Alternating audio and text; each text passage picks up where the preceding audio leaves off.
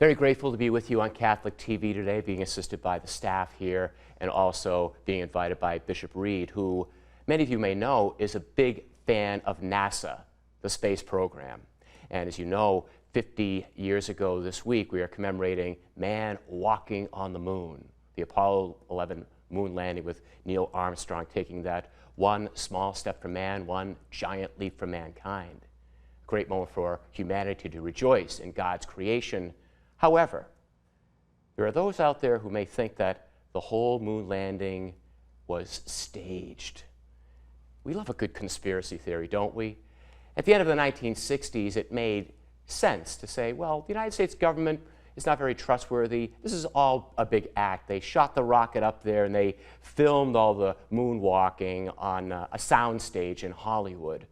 That's been debunked over and over again, but they can be awfully fun to think about. That's not even limited to the space program, the death of Elvis, Area 51, that mysterious place in the southwest part of the United States. Maybe there are aliens there. Everyone has a conspiracy theory. In fact, we in the church have a select few of them, and on this day, back on July 15th, 1574, the saint of the day was allegedly poisoned. Now, why would someone want to poison a saint? Bonaventure lived a very honorable and holy life. He came into great favor with beloved parents. At the age of 22, he joined the Franciscans. In fact, as a child, he was very sickly, and St. Francis, founder of the Franciscan order, was attributed to his healing. So he embraced the life of poverty and obedience and was a brilliant scholar, teaching for a number of years in the University of Paris, until one day the Franciscans told him to go to be the general minister. And that church at the time was experiencing a little bit of tumult, as it has from periods time. But the Franciscans in particular, they were battling about which spirituality was most important. And here is Bonaventure inheriting all of that, but he worked to have it be reformed. His reform within the Franciscans led the wider church to recognize his ability to bring people together. He was made cardinal. Funny thing, when he was made cardinal, the Pope's messengers were outside the friary, and Bonaventure was busy doing dishes. And he finished up the task of cleaning the kitchen before he received the cardinal's hat. Fascinating, man of humility.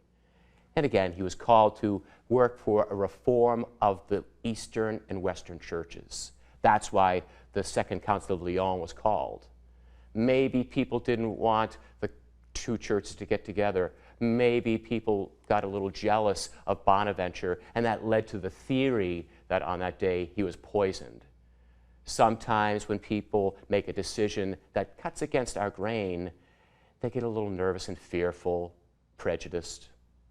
Christ tells us today that when we make the decision to follow him, we might upset a few people.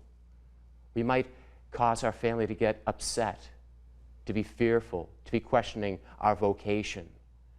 However, if we put Christ first and foremost in our heart, in our action, every relationship within our families, within our work, within our community, within our church becomes better. That love of Christ, which is that central message of Christianity and the message of Bonaventure, the truth of faith and endurance of hope, that love that Christ preached brings peace to our hearts. Maybe every once in a while it causes dissension.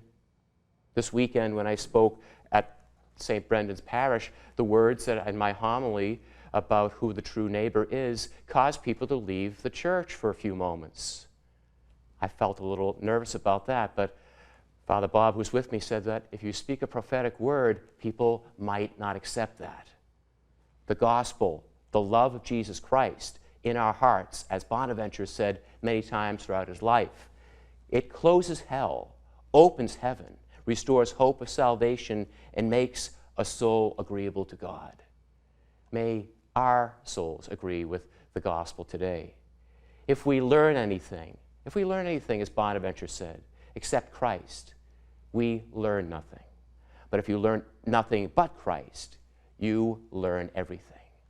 May the wisdom of God begun in our baptism continue to grow in holiness, and may our church be messengers of peace for all the universe to experience.